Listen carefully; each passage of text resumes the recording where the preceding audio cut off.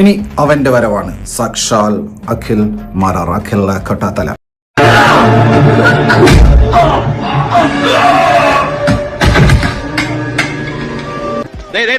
ഗ്രഹണി ആസ്മയൊക്കെ ഉള്ള പിള്ളേര് പതിവായിരിക്കുന്നതിലും 10 അടി തള്ളിയിരുന്നോണം. പൊട്ടിപ്പാറുന്ന അടിയാ നടക്കാം.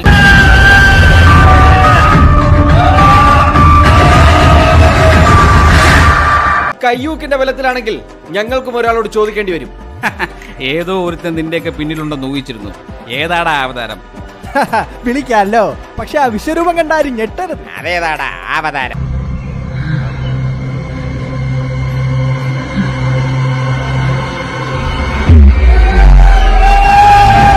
ഒരൊലക്ക കിട്ടുമോ?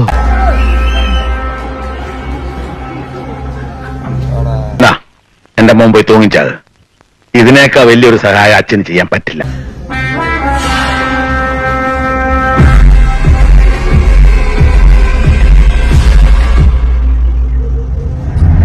ഞാനുണ്ട്.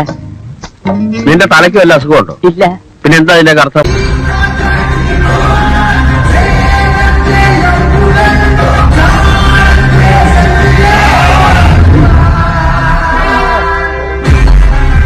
നീ ആരാ എന്നോട് എതിർക്കാൻ? ഇങ്ങോട്ട് ഇറങ്ങി വാടാ എരപ്പാളി. തന്തക്ക് പിറന്നവനാണെങ്കിൽ ഇറങ്ങി വാടാ.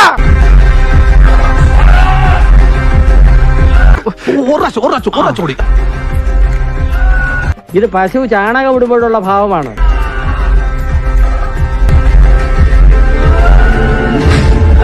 ഇവിടെയൊന്നും ജനിക്കേണ്ടവനേ അല്ല, പിന്നെ ജനിക്കേണ്ടവനേ അല്ല.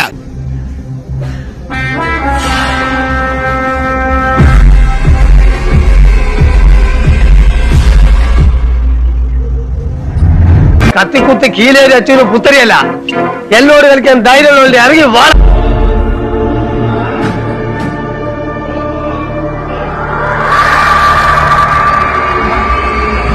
നിന്നെ ഇതിനൊന്നും കൊള്ളുകയില്ലെന്ന് നീ വീണ്ടും വീണ്ടും തെളിയിച്ചിരിക്കുകയാണ് എന്റെ വിജയം.